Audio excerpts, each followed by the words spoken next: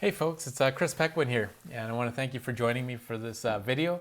I'm going to try to keep it short, but I'm actually going to end up making 4 different videos because I want to talk a little bit about my platform, and how I form my platform is really kind of in large part out of my why I decided to get involved in politics to begin with. Now, I've been involved in the sidelines for a lot of years, kind of behind the scenes, helping out various candidates and things like that. But why did I let my name stand now? And it comes down to 4 things. Now, I've given you a hint in the past as to what those 4 things are. If you pay attention to my emails or you have read some of my brochures, you may have seen these already. It says Chris Peckwin for a prosperous, just, strong, and free Canada. Okay? Now, over the last 7 years, those 4 things I think have been really eroding in our country.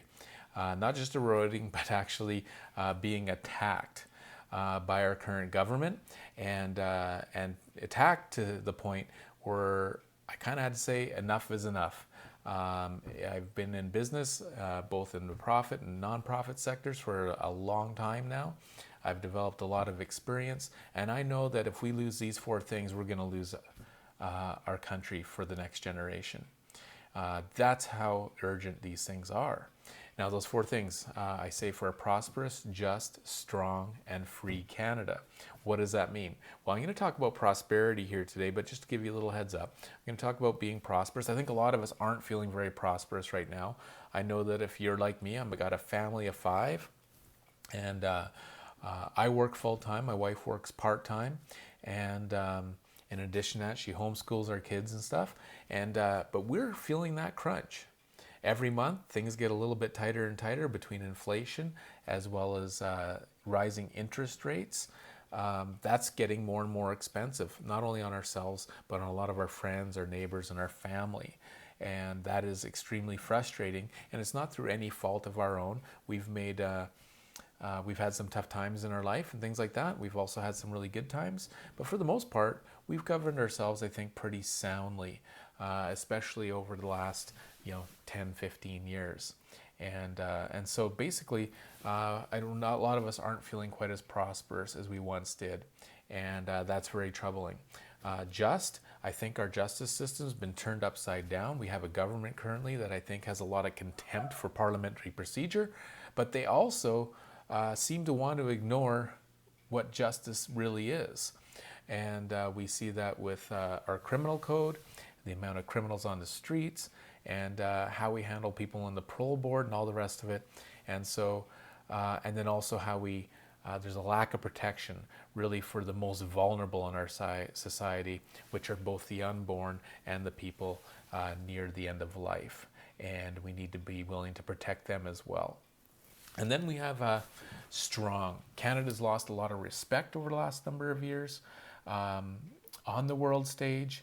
We've basically had a bit of a clown show running around all over the world, trying to, saying that he's representing our country and our values. But as a result, we've lost a lot of respect. We haven't had a seat on a Security Council in a very, very long time. And the world used to really pay attention when Canada spoke. We used to always punch above our weight class, and that has been no longer the case. And we've been kind of relegated to the 2nd or 3rd string and are no longer on the front lines when it comes to international affairs. And so we need to correct that. And I think there's some ways we can do that.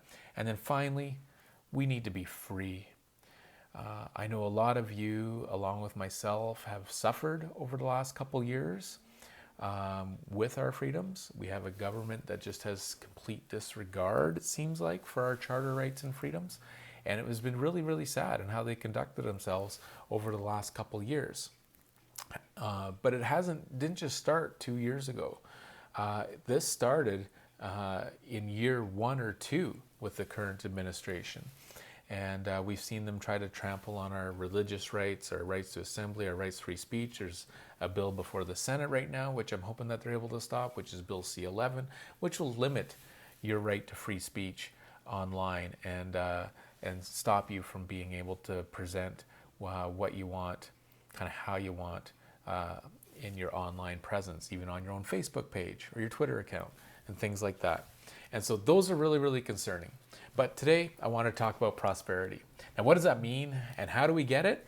And what do we do with it? All right, when we do get it. Well, as far as prosperous, I'd have to say we are prosperous right now. Canada is one of the most prosperous nations on the planet. And we individually might not be feeling it right now, but that's not necessarily that's not necessarily our fault. But a lot of us are kind of victims of really poor monetary policy right now. And but basically, we have an abundance of resources in this country. Canada has been really blessed, and so there's great opportunity, and also I think great responsibility to manage those blessings and manage our natural resources in a responsible way. And I think if we do that, we can build our way back to being a very, very prosperous country, and also very, very influential country once again. And that is because we're near the top of the world in things like forestry and agriculture. We have numerous metals and rare earth minerals that we're able to mine here. But the number one and the biggest contributor to our economy right now is the oil and gas sector. Oil and gas actually accounts for nearly 10% still of our GDP. In real numbers, Canada has about a $2 trillion economy. That means that oil and gas represent a $200 billion contribution to our economy each and every year. That is not chump change, okay? That is a lot of money. That's a lot of jobs and a lot of taxes and a lot of royalties that can go into the coffers of our country in order to keep Canada prosperous. And there's an old saying that a rising tide lifts all the boats, okay? If we are able to manage and responsibly get to market our oil and gas sector, that will raise the tide in Canada, and that will raise all the boats, okay? Now, when I look at that though, over the last 7 or so years, we've had a government that has actually kind of put its foot on the neck of this goose that lays golden eggs for us. All right, they literally got their foot on the neck and they've been trying to choke it off. Now, I think that is completely irresponsible. The demand for oil and gas continues to grow, especially in the developing world. And if we don't provide them with natural gas and oil, they will get it either somewhere else or they'll use some other dirty alternative because renewables are too expensive for the developing world to get involved with. Okay, they're not efficient and they're dependent on weather. And so, whereas oil and gas is reliable, it's abundant, and we have it. And so, I would take the foot off the neck of that goose. Right now, if I was to be MP and if I had the ability to snap my fingers and get something built right now in this country, it would be the Northern Gateway Pipeline and the Energy East Pipeline. Okay, if we'd have finished the Energy East Pipeline, right now we'd be selling an additional 1 million barrels of oil per day. Okay, 1 million barrels of oil per day out the East Coast. Guess what else we'd be able to do? Supply Europe with the oil and gas that they need so that they wouldn't have to buy it from the Russians anymore. If we'd have finished the Northern Gateway Pipeline right now, that would account for another 500,000 barrels of oil per day heading out into the Pacific. You can put that on top of the current Trans Mountain expansion, and we would be getting our oil sold all over the world. Our allies would no longer be forced to buy from countries like Saudi Arabia and Venezuela, which is absolutely ridiculous because Canada has the third largest oil reserves in the world. And we could actually not only sell our oil to our allies and help the developing world with our natural gas, to get off things like coal and stuff, but we would actually be able to no longer be held hostage to the whims of OPEC, the Saudis, and Venezuela, and how they want to price oil and gas. We would have the ability to get it to market, and we could probably influence significantly the actual price of oil and gas around the world. And so with that, what do we do with all that money? Well, we fund our Medicare, we fund our education, we fund our welfare system, we maybe build houses for the poor. There's all kinds of possibilities. But folks, with no money, there's no mission, okay? So we need to take advantage of this gift that's really just sitting there waiting for us to develop.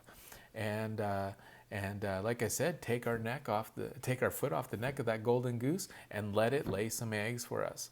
And that would help us not only pay off our national debt, but like I said, fund all those programs that we as Canadians hold dear to our heart, so that they actually are working for us and aren't left in disrepair. And that would help us to leave a wonderful future and a wonderful legacy for our children and our grandchildren. The second thing, though, with great power comes great responsibility, I think the saying goes. And so we have a responsibility in Canada to take care of the less fortunate. And we can't do that if we don't have the money to do that. But the other thing that we need to do is we need to stop punishing the poorest people in our society. Our current government has been punishing the people who can least afford it in our society. Now they talk about rebates and all this sort of nonsense. You know what the best thing to do is just not take the money from us to begin with. Okay? And so if I was a member of parliament right now, not only would I fight tooth and nail to get these pipelines built, I would fight tooth and nail to get rid of that carbon tax. Because carbon is we're a carbon-based planet, and a tax on carbon is a tax on everything. Okay? And so that raises the price of the essentials in life. Okay, even it raises the price of dying. I had to pay a carbon tax to get my mother cremated when she passed away in 2016. All right, that's infuriating. But basically, it also raises the price of our food and what it costs to heat our homes. And for what? Because we think that solar panels and wind is going to power our economy? It's not ready for that yet. We need to stay with the sources of energy that are the most affordable. That is the right thing to do, because that helps the poorest in our society. And so I would also fight tooth and nail to get rid of all the carbon taxes, because I don't think that the people who are poorest in our society should have to struggle even more by us trying to raise the price of our food, their gasoline, and their home heating. And that is just plain wrong. And when you raise the price of those essentials, that hurts us in other ways. Taxes just go to the government, they disappear, they don't contribute anything to our economy. When you start making families like myself have to choose between heating our home and maybe putting our kid in swimming or skating or something like that, or hockey, well, with that goes all of the benefits that come to putting a kid in a sport, like buying the equipment and paying the fees and all the rest of it, employing some coaches. And so it just takes money out of the economy. So anyways, that's what I think about when I think about Prosperous Canada. I think our ticket to prosperity, we have lots of it, is our oil and gas sector, and we need to share that prosperity, not only with ourselves, but around the world, as well as we need to make it easier for the people who can afford it the least in our society. We need to remove those carbon taxes. That's what I talk about when I talk about a prosperous Canada. So once again, my name is Chris Heckman. I'm here for a prosperous, just, strong, and free country. God bless you. God bless Canada. Thanks for watching.